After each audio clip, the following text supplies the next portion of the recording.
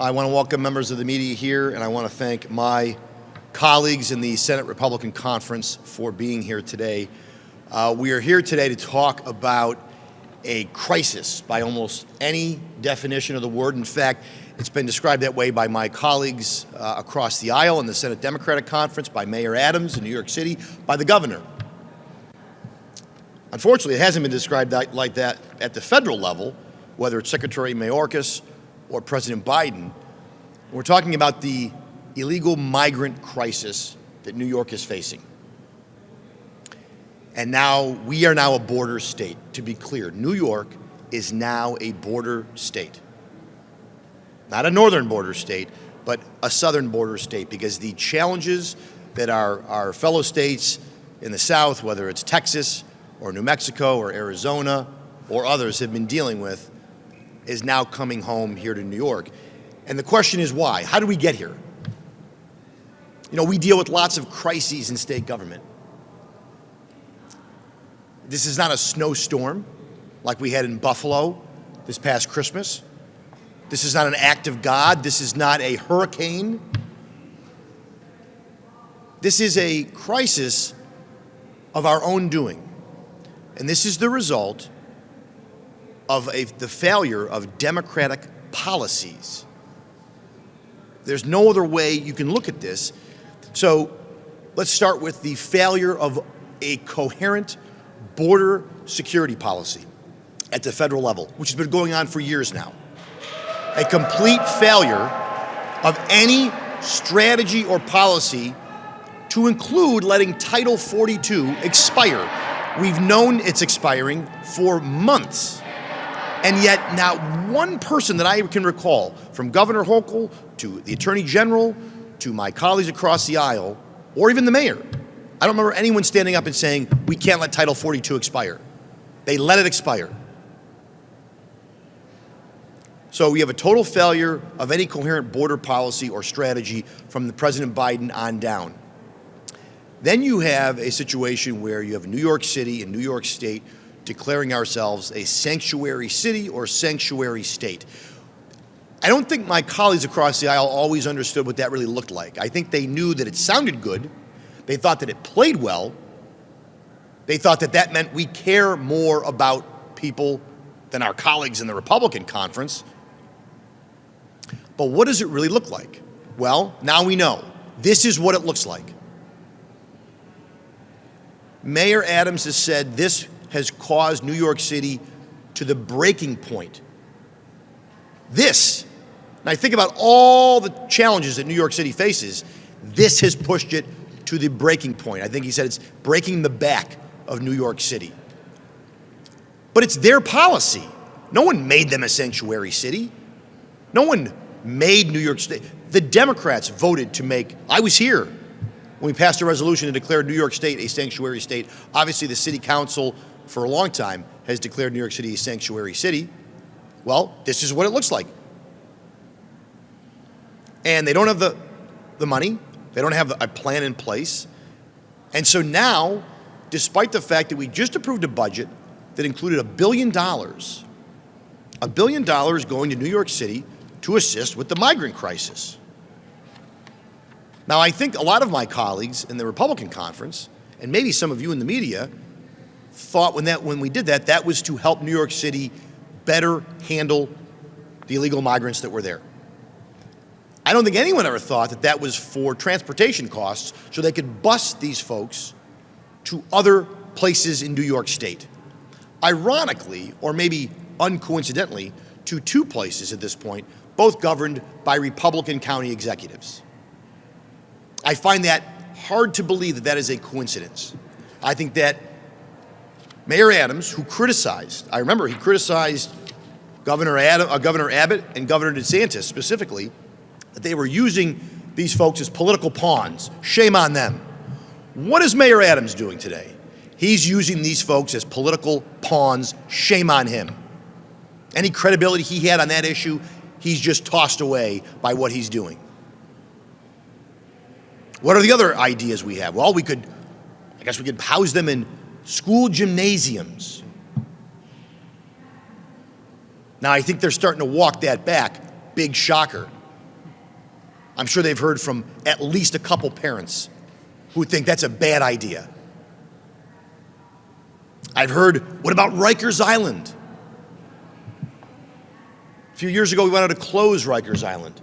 Now we want to think about that. Think about when my colleagues who always want to say how they are morally more progressive than me or some of my colleagues, they have brought a situation upon ourselves where we have to consider school gymnasiums or jail for people who have come to this country looking for a better opportunity because of a failure of a real plan from the federal government on down.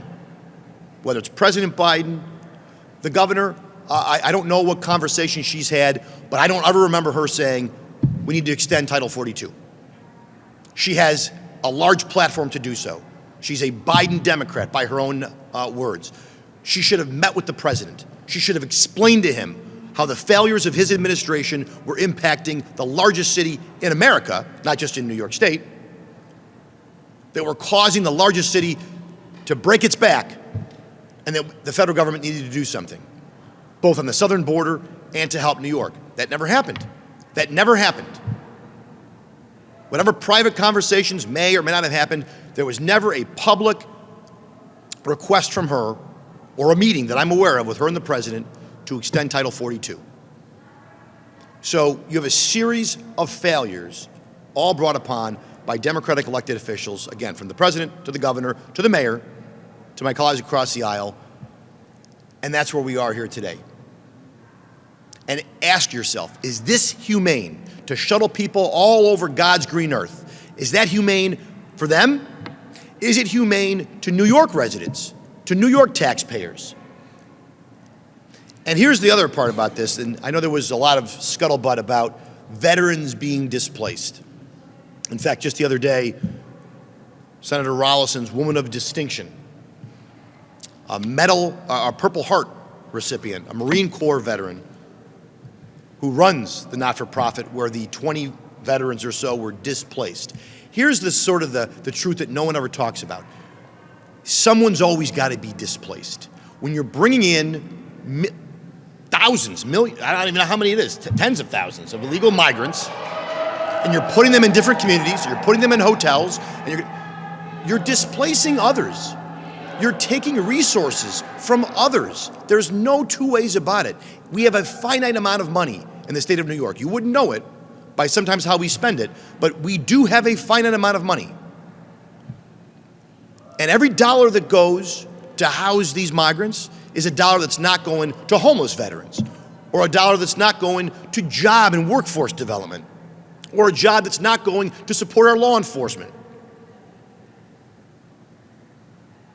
And when we displace veterans, homeless veterans who served this country, who fought for this country, for people who are here not through the proper channels, who are here as political pawns with no plan for how they can get to work, or whether they even can stay here or should be here in the first place. All because the Democrats across the state of New York want to sound like they care more. Well, look at what's going on and tell me if this is a caring plan. I don't see it. And I can tell you this, they certainly don't care, or it would seem they don't care, about the people of New York, about Orange County and Rockland County and other places who never asked for this. If New York City doesn't have the resources, how can we expect Rockland or Orange or Oneonta or Niagara to have the resources to handle this? We can't. This is a failure of leadership at every level. And our conference is here to talk about legislation that I know Senator Rolison and Senator Weber are going to be unveiling. They're going to talk to you about that here momentarily. But this is, our conference has for a long time spoken out against all these policies that I just listed, whether it was Title 42 expiring, whether it was the sanctuary city, sanctuary state policy, or a complete lack of a border policy. And this is what that looks like.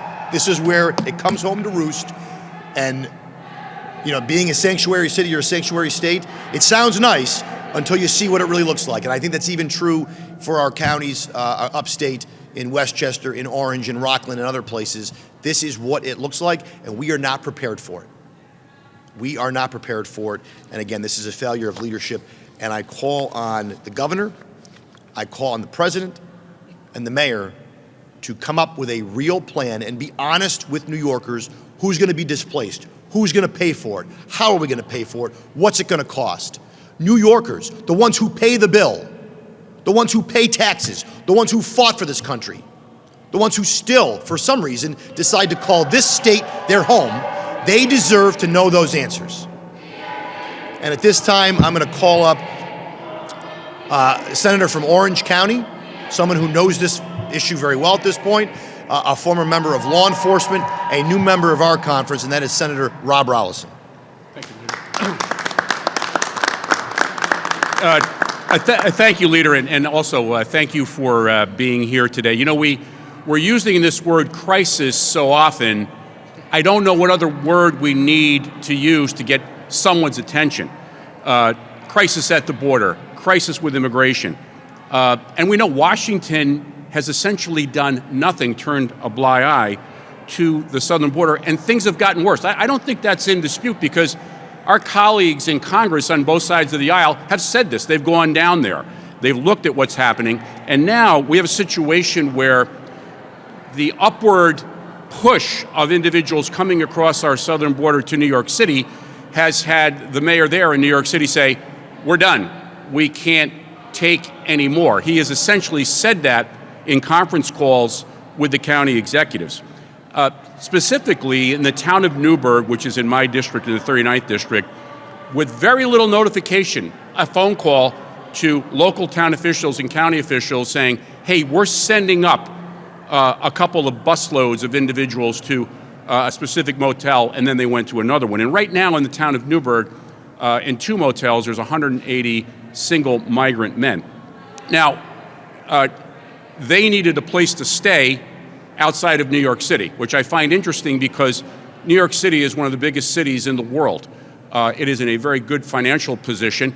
Yes, as Senator Ortt said, they're getting $1 billion of our money, even from upstate, to go there to assist with this crisis that they have in the city of New York. But yet they send them north, and I believe they're also going to go east, to other communities with little notice at all, and the possibility, the very real possibility of displacement. Now, they're not displacing anybody in the city of New York. They're using hotels, talking about other types of facilities. People aren't getting moved out of where they are. That is completely unfair, and it is wrong. And talking about the veterans in the Crossroads Motel in the town of Newburgh, this population, and as Senator Ortt said, Sharon Tony Finch was honored here in the Capitol last night.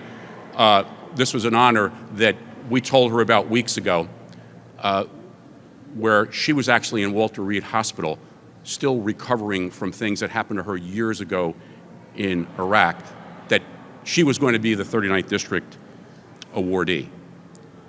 I didn't know at that time that her program, which is YIT, had vets in that motel. These are individuals who are dealing with all kinds of issues that I dare say most of us right here, right now, are not dealing with. There's a trust issue. Getting them off the street, getting them in a place where they can feel secure, where they can feel trust, it's a long road. And all of a sudden one day, you're told you're going to have to get out because essentially they get paid $88 a night for a homeless vet, where the city of New York is going to give them somewhere around $300. When you move people around, especially ones that are the most vulnerable, that sets them back from a place that you're trying to get them to, and it's just not fair. And with the end of Title 42 enforcement, the situation is bad, it's going to become worse, and other communities throughout this state are going to be faced with the same thing, where these owners of these motels see dollar signs, and they're going to say, okay, we'll take these, cancel reservations, people who are trying to get things done within communities. We've got a tourism industry that's going to be effective. it's just there's such a system breakdown here, and it's because nothing is being done at the border. Even President Biden, who was turned a blind eye, hasn't even been to the border. He said it's going to be chaotic for a while. Well, I would say to the president respectfully, it's a heck of a lot more than chaotic. It's tragic, it's shameful, and it's completely outrageous. And the residents of the Hudson Valley, who Senator Weber and I represent, they deserve transparency. And right now, they're not getting it. We're not getting it. We haven't even been contacted by the governor's office about what's going on in our very district. Not one single phone call, not one single email. I've sent a letter. Senator Weber and I sent another letter. We haven't heard a word from anybody. And we represent, as all of my colleagues behind me represent, thousands of individuals and families in our respective districts, businesses, and they can now be directly in the path of a chaotic situation with no pre-planning for local governments on the path of migrants coming into their communities. And it's the issue of not knowing, which I find most disturbing. And when people think of Albany, and I'm honored to be here, and I think most of you know that, the lack of transparency with the entire system of this government, it just erodes our constituents' trust in this state government. And it's always pushed down on the local communities. I just finished 7 years as mayor of the city of Poughkeepsie, and I would never, ever in a million years do something like that. If there's a crisis, we gather, we look at it, and we try to fix it. That's not happening here at all. Now, a judge in Orange County yesterday issued a temporary restraining order, so no one is able to come north. The ones that are there are staying there. Of course, that makes sense. We're not going to push them someplace out. But the veterans are now being moved around a bit, and that's just not good for their life. So what I am proposing to do, and I'm really honored to introduce this bill with Senator Weber. He has been a good friend and a great partner. And this legislation will do this. It's going to protect vulnerable persons, including veterans and others, who are currently staying in motels. I mean, we know that our motels are maxed out with many individuals who are already displaced. In Dutchess County, my home county, we have individuals who are displaced because of a variety of reasons who are in there with their families. What's going to happen when somebody goes, I can give you more money to the hotel or motel owner? Where are those folks going to do? So this is going to protect the vulnerable populations within our hotel and motel system, because that is right now their residence. That's a place where they're staying. They should not have to leave. And we're already at capacity, as I said. So we're going to see this situation get worse unless we act, and we're going to act. As the leader said, we have been very clear in this conference on these types of policies and what they can do to local communities, and now we are seeing it. So Senator Weber also has a measure that deals with the taking back local control, and I'm going to let Senator Weber talk about that. But we have to have local input. Again, as a legislator, as a mayor, I didn't do anything without talking to people. I didn't unilaterally make decisions that impacted people without saying, hey, can we have a discussion on this? Maybe this is a good idea. Maybe this is a bad idea. I can tell you the bad idea that we're seeing right now is what New York City is doing to the Hudson Valley. And I'd like this now to turn this press conference over to my friend, Senator Bill Weber.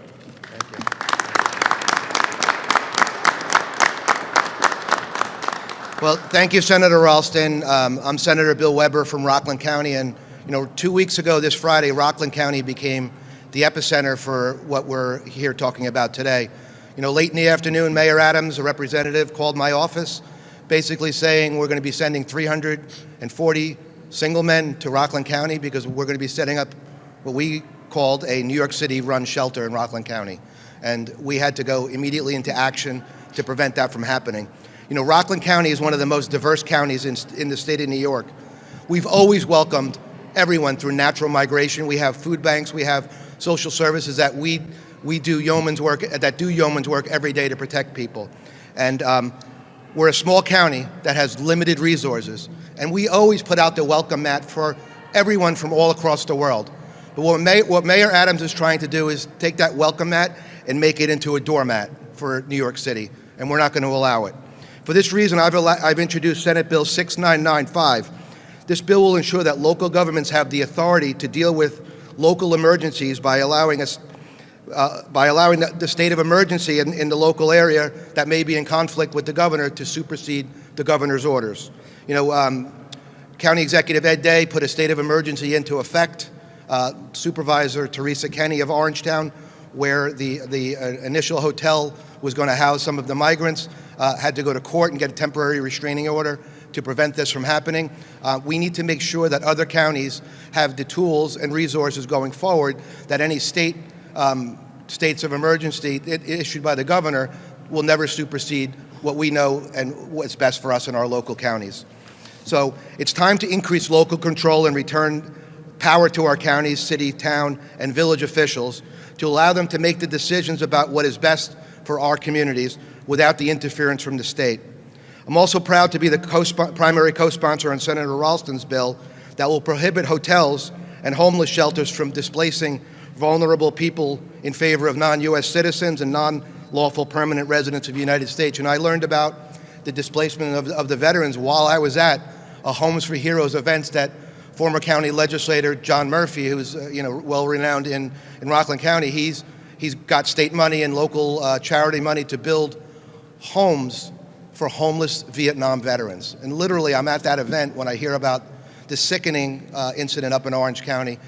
They don't deserve that, and we need to do better as a society to make sure that never happens again. It's outrageous that they were displaced, and we really need to highlight that, shame the other side to make sure that this doesn't happen again. As the leader said, New York City and New York State declared themselves sanctuary cities. The state budget that was recently passed allocated $1 billion to help out with this situation. Rockland County, Orange County, and many of the surrounding counties in the Hudson Valley and throughout New York State are not sanctuary counties. We're small counties. We have small governments. We do the best we can with those resources that we have. We're a very, very welcoming community, but we can't afford to be basically the New York City shelters up in Rockland County. We can't afford to be really take the overflow out of New York City. They have the resources. It's the richest city in the world. If you go on Expedia.com, you will see hundreds or thousands of hotel rooms available in New York City. He should be utilizing the hotel rooms in New York City and not really utilizing our hotel and motel stock in Rockland County and in Orange County and the other counties. So I want to thank you all for coming today and listening to the things that we have to say, and we look forward to obviously taking questions after. But Senator Ortt, thank you. Thank you very much, Senator.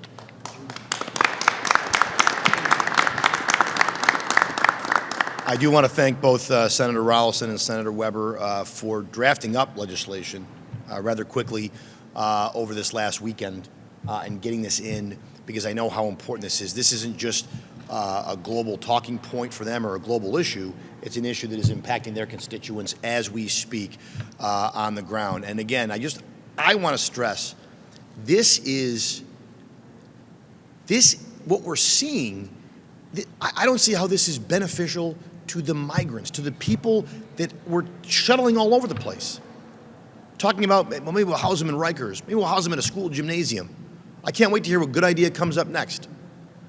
How is that a humane policy? Just because it makes us feel good before, it is turned into a crisis. It's a crisis of political failure, of a failure of leadership, and a crisis of our own doing. And there still doesn't seem to be a real plan coming, at least that I've heard. Again, the mayor's plan is to get them out of the city, apparently, and shuttle them to other places unknown, out of sight, out of mind for him. And for the governor, though, no real plan that I have heard yet.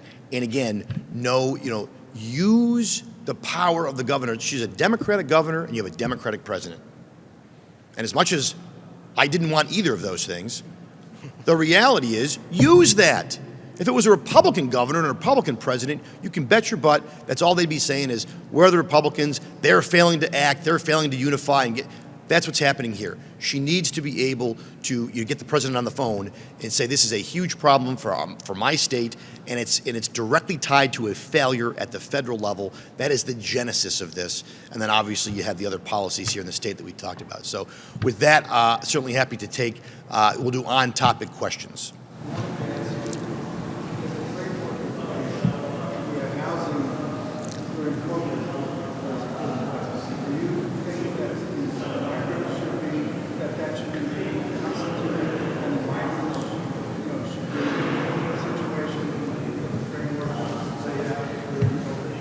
So I don't know that I can speak to the framework you're referring to.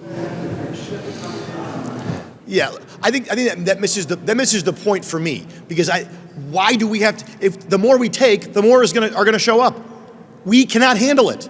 I want to be very clear. The state of New York can't financially handle this. Period. I want to get into this. Can they go here? Maybe we can build a retreat for them in the Adirondacks, or maybe we can build a ship. That misses the point. These folks we cannot handle it. If you're pushing the city of New York with all the crime, with 8 million people, with COVID, with everything they've been through, and this is pushing under the breaking point, you can bet your butt Rockland and Orange and every other place is going to be pushed to the breaking point even sooner. This underscores we have a administration in Washington, D.C. that is turning a blind eye, as Senator Rolison said, to the border issue. They want to pretend that it's not happening because they're so politically weak that they can't even say there's a problem here. It's not about brown people. It's not about Mexicans or South America. It's about we can't handle it. Every country deserves to be able to protect themselves. Every state can protect themselves. Every community should be able to provide some sort of law and order and protection and public safety. And that includes for the people who are coming across the border, and we can't even do that. So the idea that we're just going to shuttle them around, I think that's where our conference, maybe certainly, is different from my colleagues. We're saying this is enough. Mayor Adams has said it's enough, and I'm saying it's enough. But we need leadership from the governor and others to help make that happen. So there's some type of like good cop, bad cop routine where Mayor Adams is quite vociferously criticized the Biden administration, and the governor has taken a much more amicable approach. Do you think she's been too soft on Biden? I will say that if it were Rob Ortt, I would have been a little more strident with the president. Look, everyone has their own style, Zach. I mean, everyone has their own way of doing things. Senator Rolison's certainly different, probably to his benefit, than Rob Ortt. But the reality is, you don't have to attack the president, but I don't even know that she's publicly asked for a meeting or that she's even said, Mr. President, we need you to reinstitute Title 42. Like, it doesn't have to be in a negative context, but there's been nothing. There's been silence on a policy that we've seen coming. I must have heard about Title 42 just on my social media feed for months.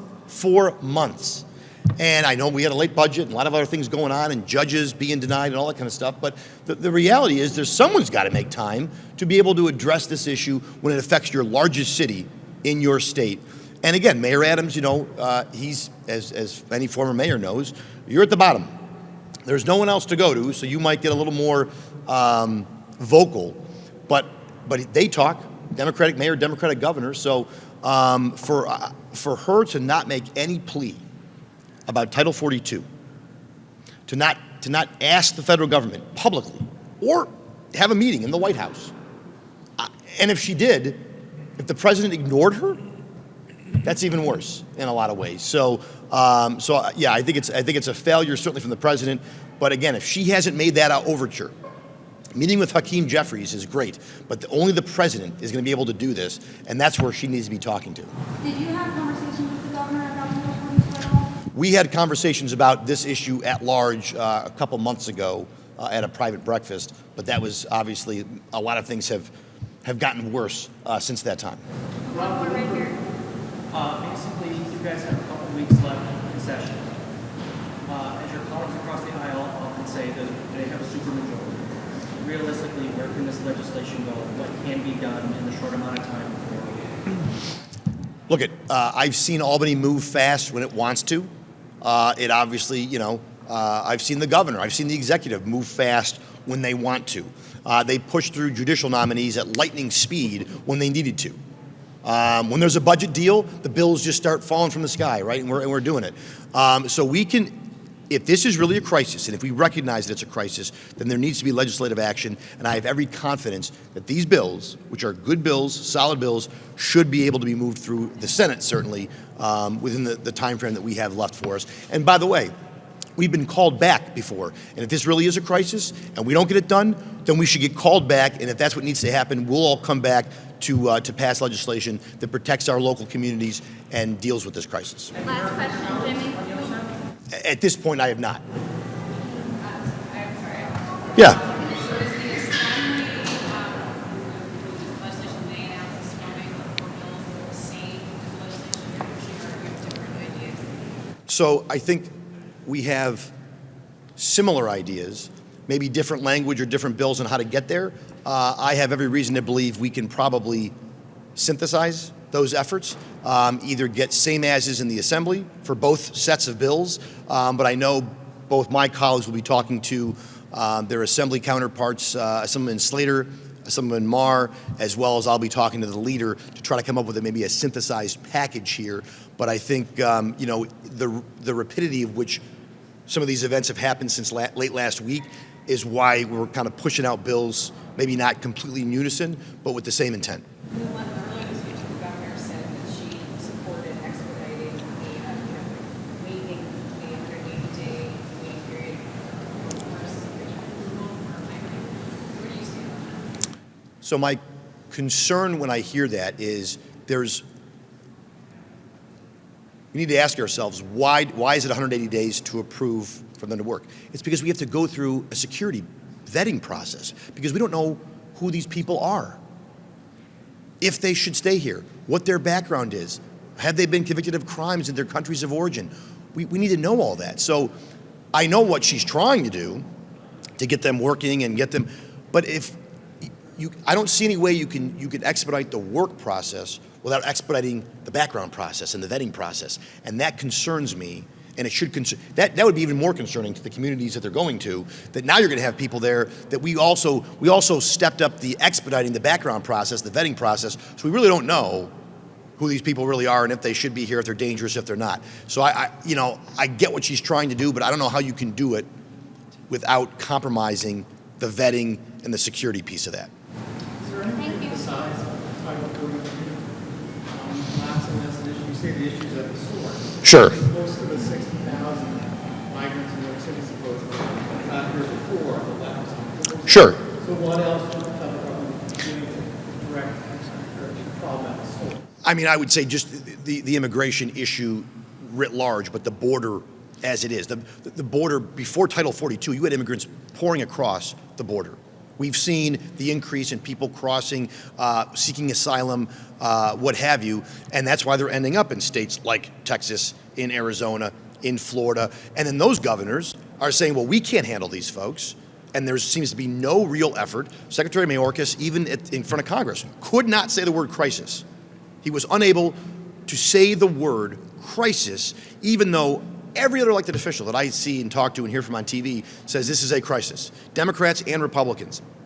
So I think with the failure of any coherent strategy or an acknowledgement that the border is porous and people are pouring across into states for a long time that are spending all kinds of resources and lack the ability now to control it. So what happens? Now they're being shipped to other states, in our case, New York. So I think there needs to be, I would say there needs to be a new Director of Homeland Security. I think Secretary Mayorkas has been a complete and abject failure. There's no other way to put it. He can't say crisis, but I can say failure. He has been an abject failure, and I think we need someone to get in there who understands their job is to protect our southern states, protect our border. Yes, people are going to come across, and they should do so in some sort of verified way that brings security and confidence to Americans and to the southern states specifically. But I think that would be, to your point about before Title 42. My concern with the expiration of Title 42, it's going to make it worse. This is going to exacerbate an already tenuous and challenging situation, and you're going to see more people now coming across. And you know what? And I mean this. Anyone who puts themselves at great risk, and there's a lot of people that do this. Obviously, there's no doubt some bad actors or people who are running from bad actions, but there's a lot of people there who are looking for a better life. And that's written into the American DNA. We all empathize with that. But there is a way that this needs to be done, and this is not it. Thank you guys very much.